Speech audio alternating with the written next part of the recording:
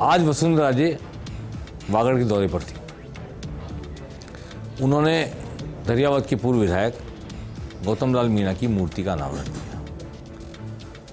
मैं इसलिए इस अनावरण को महत्वपूर्ण मानता हूं, एक विधायक की जिनका निधन हो गया उनकी मूर्ति का अनावरण कर रही हो। इन विधायक के बेटे को बीजेपी ने उपचुनाव में टिकट नहीं दिया था और बीजेपी हार गई थी बुरी तरह से। उस पुरानी पोजीशन को रिकवर करने के लिए बीजेपी उस पुरानी जो हैसियत थी उस इलाके में बीजेपी की, जब गौतम लाल मीणा जिंदा थे, एमएलए थे, वो कैसे उसका रेस्टोरेशन हो, भूल सुधार कैसे हो, इस क्रम में आज गौतम लाल मीणा की प्रतिमा का अनावरण वसुंधरा राजे ने किया। वसुंधरा राजे के काफ़ी निकट थे वो, देखिए प्रतिमा का अनावरण किया है।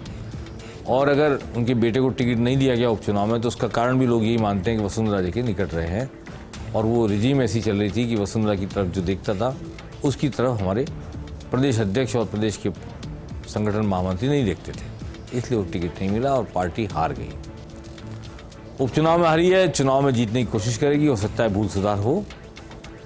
वसुंधरा राजे ने यहाँ एक महत्वपूर्ण बात कही थी। उन्होंने कहा कि देखो, हम विपक्ष होकर के सरकार पे हमला बोलते थे, चुनाव आते तो अगर सरकार कांग्रेस विपक्ष में होती वो हम पे हमला बोलती थी।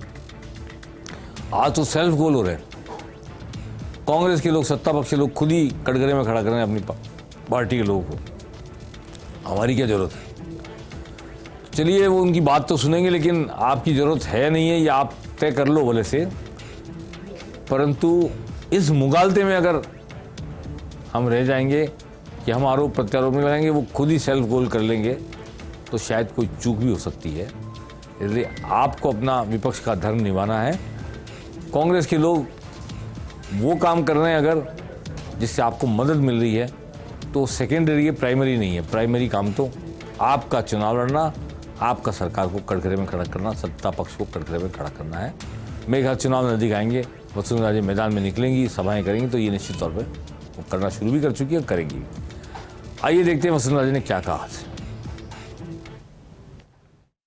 आपको याद होगा मेरी परिवर्तन यात्रा यहां से निकली थी, तब निस्वार्थ भाव से उन्होंने एक बहुत विशाल जनसभा यहां आयोजित की और मुझे आपसे उन्होंने परिचय कराया।